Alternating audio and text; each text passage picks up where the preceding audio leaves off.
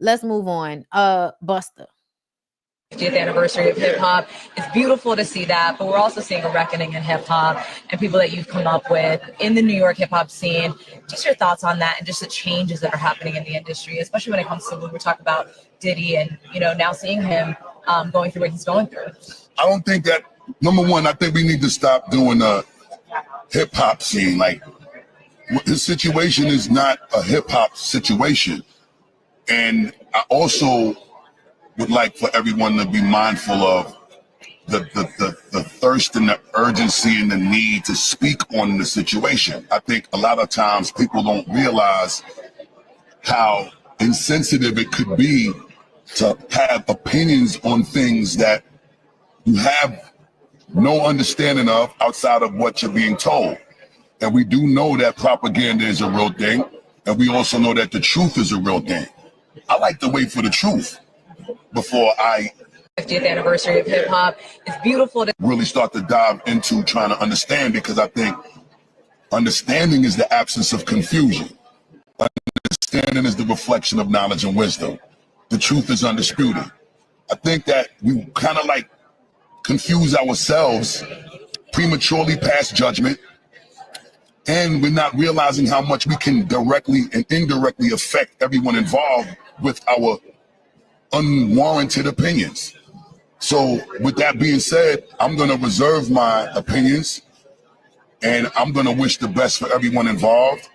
And I think that we really should take away what I'm saying. The one thing that we should take away from what I'm saying is everybody probably need to mind their damn business until the truth is undisputed. At that point, justice needs to be served accordingly for everyone involved. You know what I'm saying? And I'm talking about for Diddy. So, you know, really start to dive into trying to understand, because I think understanding is the absence of confusion. Yeah, and I'm gonna mind my business, and hopefully everybody can find it in their hearts to keep their opinions to themselves, and just know that every time you voice an opinion, you might be hurting somebody. Yeah, and I'm gonna mind my business, and hopefully everybody can find it in their heart.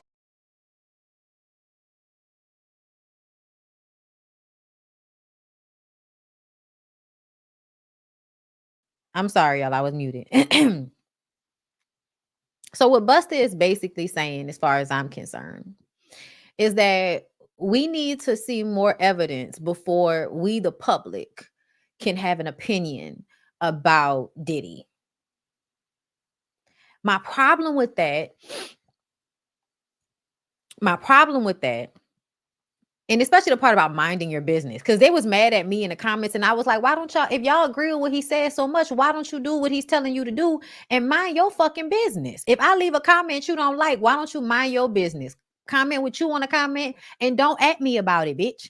But the fact that you want to at me about it means that you want to be minding my business, since this is my comment. So to me, you're not even following the advice you mad at me for disagreeing with, which you don't even know if I really, disagree. But there are stories out there about Busta. There are stories out there about Busta in young men.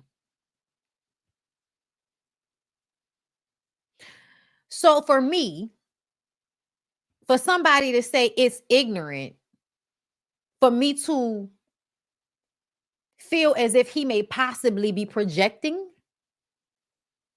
I'm sorry. Y'all like to project how y'all feel on me.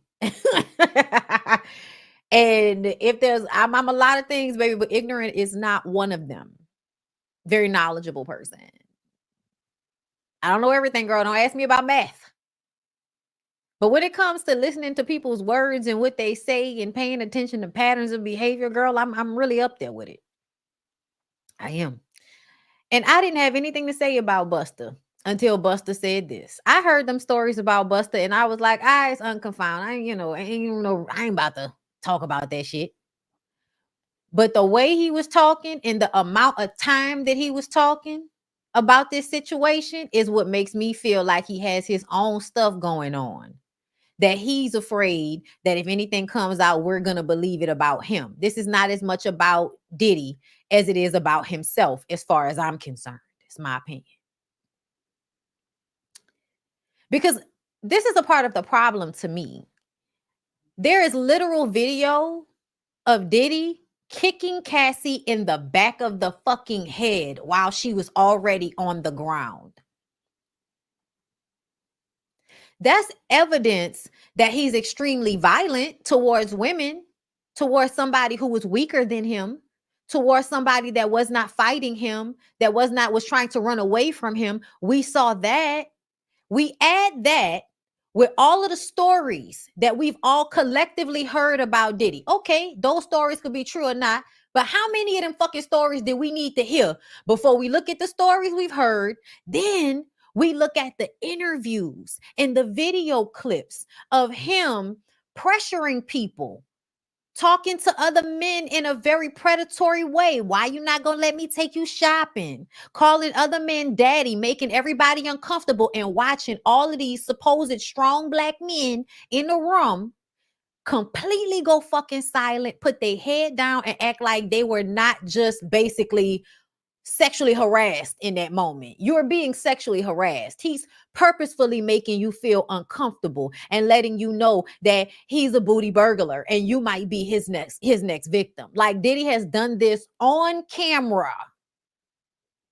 Fabulous. Noriega, Justin Bieber, Usher. There have been a number of times we've seen him talk about things that once you have context for, you recognize something is wrong here. French Montana, Meek Mills. Then you find out that he's the bail you out guy. There are a lot of people in places of power that are the bail you out guy. Say you got a gambling debt or something like that. Say you got a lot of bills you didn't raked up. You ain't paid your taxes or something like that on all this money you made, and then people coming after you, and you need somebody to come and bail you out with either some money or a good opportunity or meeting the right person. Enter booty burglar the diddler. Now he's going to help you, but he's also going to require booty and your dignity. And you're going to have to give him your dignity and your booty for him to buy you out of whatever trouble you're in. That's a common character in entertainment and in business, period. So we have a lot of evidence, anecdotal and physical evidence, that shows that Diddy is a predator and that he's violent. So you add billionaire, predator, and violent together, and you really don't have to do a lot of convincing when people come out with all of these stories.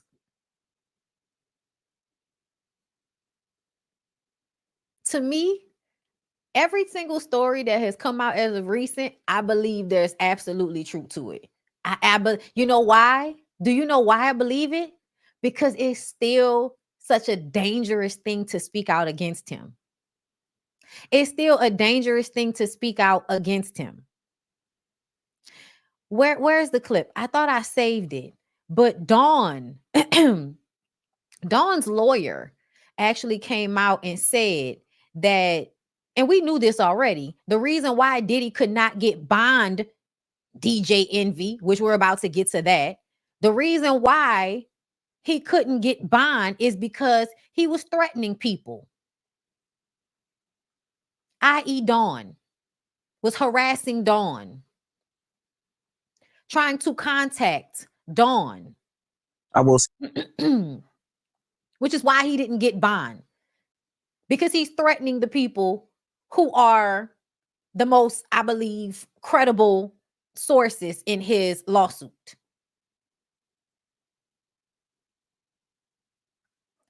So let's talk about DJ Envy. Said is Diddy's a freaky nigga. Like freaky.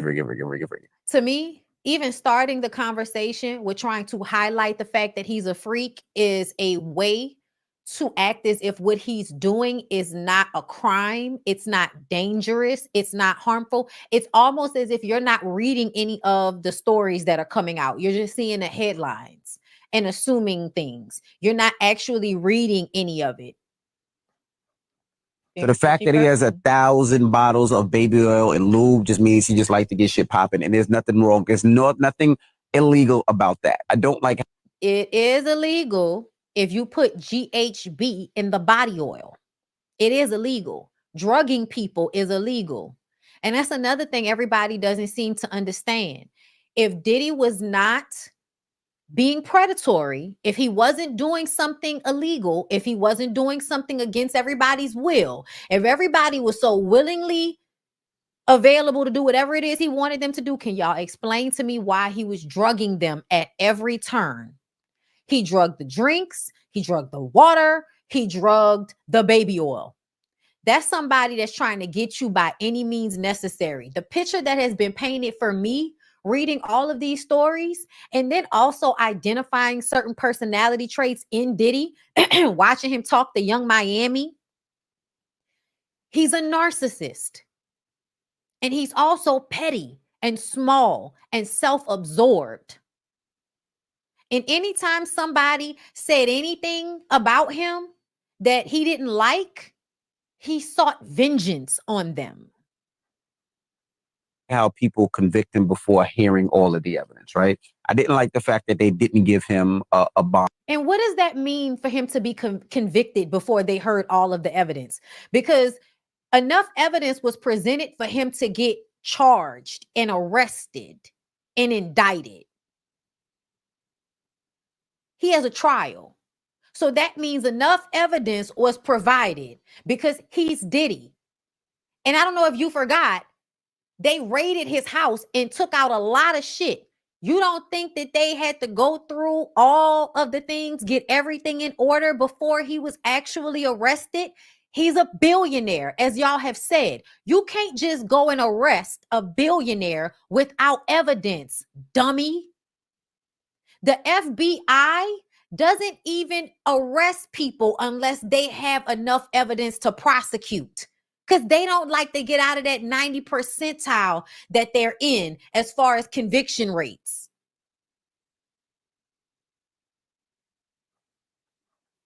Diddy has 3 kids without a mom, right? Kim Porter passed away. So he has 2 twins that are 17 years old that don't have their dad right now and probably won't have their dad for the next 2 years until 17 is when kids are going to college. They will be fine. And if we're being real, y'all like to pretend like y'all know what type of father Diddy is because he presents himself in a certain way. But as we've learned, his image was a lie.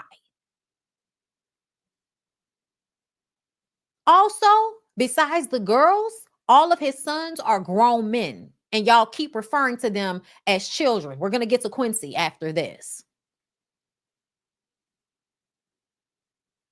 It's so funny how they want you to mind your business, but they don't mind getting on the internet to speak on his behalf. We can't get on the internet and speak about how we believe he did it, but you can get online and talk about how we should wait for more evidence. We're not the jury, baby. We're not the jury. The public did not convict Diddy of anything. But social media is always going to talk, and that's what they have been doing. People have been talking about Diddy before he got convicted, charged, or arrested. People have been saying shit about him, doing interviews, talking about how he stole money from them, talking about how he shot them in the face, talking about how he assaulted them, talking about how he lied on Shine, talking about how he possibly has something to do with Tupac's murder. All of this stuff has been being talked about and investigated. the trial is over. I feel like he should have got a bond and been able to fight this outside while he did. Harvey Weinstein had a bond. Bill Cosby had a bond. Now, the stories that I'm hearing, like I said, I don't know. Hopefully soon we'll see evidence, but we did not hear. First of all, Harvey Weinstein, I believe, is still in jail. So them having a bond is irrelevant. But Diddy is actually witness tampering.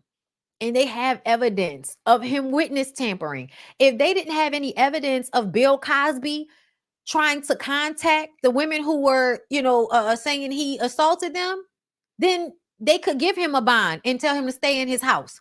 Also, both of those men are older and less healthy.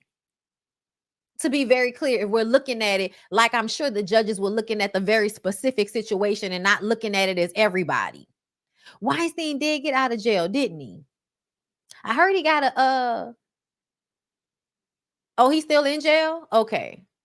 Listen, all I know is he's the nigga look like he's spoiling. Okay, he looks like he's rotting from the inside out. As long as he's not able to touch anybody else, I think that's the most important thing.